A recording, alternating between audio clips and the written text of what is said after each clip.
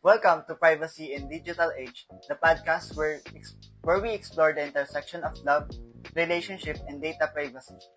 I'm Gan James, your host for today's insightful conversation. In this episode, we're diving into the Data Privacy Act and how it impacts our relationship with our partners and loved ones. With the technology becoming an integral part of our lives, understanding how to protect our personal data within our relationship has never been more important. To guide our discussion, we will be using the fishbowl technique, where we pull questions from a bowl and explore them in depth. Feel free to join in and consider these questions in your own relationships. Today, we will be having Jamewell, Kimshan Ivan, and Jan Kid to answer these questions. And I prepared this earlier, and let's start. Let's go. First one to pick, Ate Jamewell. And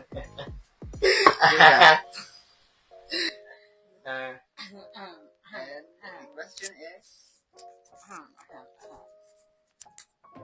should partners have fully access to each other's personal devices and accounts? For me, no. Why? Kasi hindi naman dapat hindi mo dapat laging may access ka dun sa phone ng partner mo. Based on my experience kasi dun sa relationship ko, ako ay nabigay ko yung mga password ko, lahat dun sa aking partner.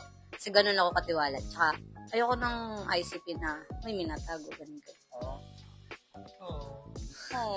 Minatago. Wala. Okay, nasabi ka. Ako ba muna? Sige. Para sa akin naman kasi, parang, nandun ako sa part na no what, yes. Pwede ko ibigay yung account ko, pero yung sa kanya, hindi ko kukunin. Kasi, pag alam mo talagang mahal mo ang isang tao, wala kang pakialam doon sa account niya. Yun lang. Pwede po kayo itong question. Should partners have full access to each other's personal devices and accounts? For me is, no. Kasi, may mga bagay talaga na better na lang i-keep in private and magkaroon din ng boundaries sa partners even though you're both in a relationship. So, dapat may privacy din sa mga bagay-bagay like personal or sarili mo lang. Kasi may mga bagay talaga na hindi siya belong dun sa Hindi siya ma-regulate. dun sa mga relationship. Yun. What steps can you take to protect your data privacy in a relationship? Siguro doon pa lang sa, i-keep nyo muna yung privacy nyo kasi, as a partner, di pa naman kayo kasal kaya kasi partner pa lang naman kayo. Kailangan nyo munang limitahin yung mga privacy nyo kasi may mga kanya-kanya tayong mga tinatago. Dapat is mag-set ng boundaries and limitations kasi you're both an individual naman kahit nasa relationship. So, better to keep things in private. Gaya nga rin sinabi ko nung una. Sabi mo muna. Nung una kasi, gaya rin sinabi ko nung una na binibigay ko yung account ko. So, hindi ako ganun ka-secure dun sa mga private details ko or whatever na message, ganun. Kasi nga, ganun ako ka-open sa partner ko. So, parang, may limit ako. Kasi, naman, diba, yung mga relationship, minsan hindi natagal. Tapos, minsan, nagkakasiraan pa. Oh. Yes. Next question, Chanki. In what situation should each other's privacy should be respected even if there is trust? Ang sa akin ay about sa pamilya niya. Kasi pagdating sa pamilya, may mga kanya-kanyang kwento yan. Hindi rin naman yung pag-usapan. Agree din naman ako dun sa mga ganung pag-uusap. Pero kapag ayaw niya talaga, okay na yun, nire-respeto ko yan. Kasi, balay mo, may masamang pas pala siya dun sa, mga privacy niya na ayaw niya sa akin. Okay lang naman sa akin. Wala kong trust. Trust issue lang. Trust issue, madami. Oo, madami ako trust issue. Mga boundaries din kami kasi may mga part siya na sa trabaho niya na kailangan ko i-respect na. Kasi masyadong confidential. Doon siguro sa part na yun, hindi ako nakikialam sa ganung usap nila, sa message ng mga chat ng katrabaho niya. Kasi nga, hindi naman ako kasama doon. Pero, uy, babe, wala na ako. Well, taas na ako yung trust issue. Kaya, parang doon na lang sa part na, may konting limit din ako sa kanya. May mga bagay na hindi siya na-share sa akin gaya nung past traumas niya or family problems na alam medyo malalim or yung bawal i-share o hindi niya gustong i-share sa akin. So, respeto ko naman yung kanyang decision na ayaw niya and not speaking privacy niya man. Okay pa naman sagot.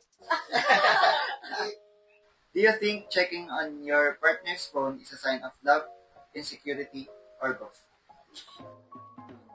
Ako na mauna. Para sa akin, both.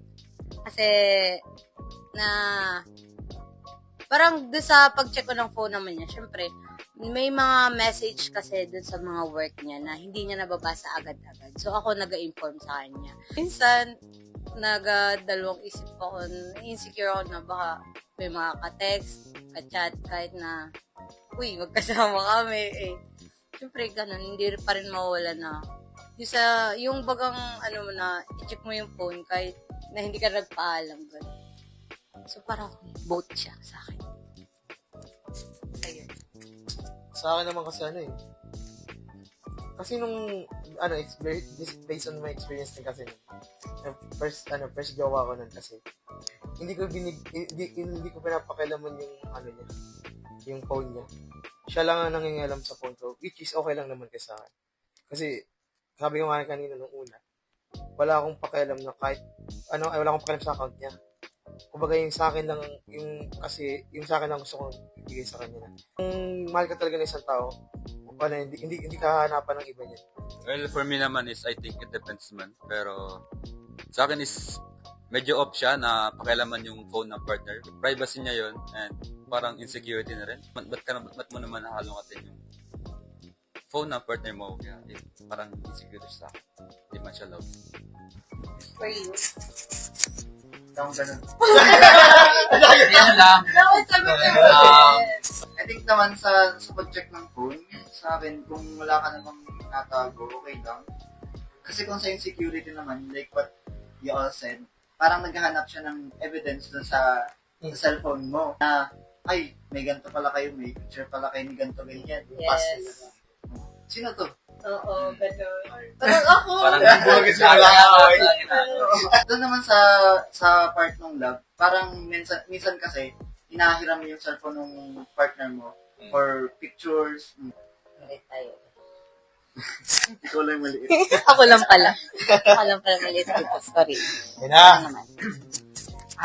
Is it a red flag if someone asks for a lot of privacy early in a relationship? Oh my God. Bakit lahat sa akin sa pool? Oo.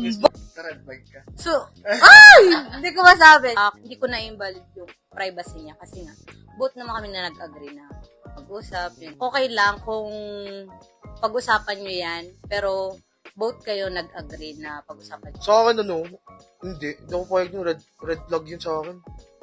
Kasi ang hirap nun isipin mo, 1 linggo pa lang kayo. Tapos alamin agad yung mga privacy mo. Tapos pag nalaman niya yung background mo. Oo, ganito ka pala. Doon pa lang, naku po, red flag ka na talaga. For me is, I think it's red flag kasi pagdating sa love, ay gaya nga nun, early relationship, sabi dyan sa questions. Kailangan kasi din ma-build up yung yung dapat is comfortable ka na i-share yung mga bagay-bagay. So, yung moral lesson natin for today's video ay kahit na mag-partners na kayo or kahit mag-jowa pa lamang kayo, try to keep something for yourself kasi hindi natin alam yung ihip ng hangin if magiging partners ba kayo talaga in the future. So, pwede magamit yun sa inyo. So, try to keep something for yourself. Yan. So guys, thank you for tuning in to Privacy Matters.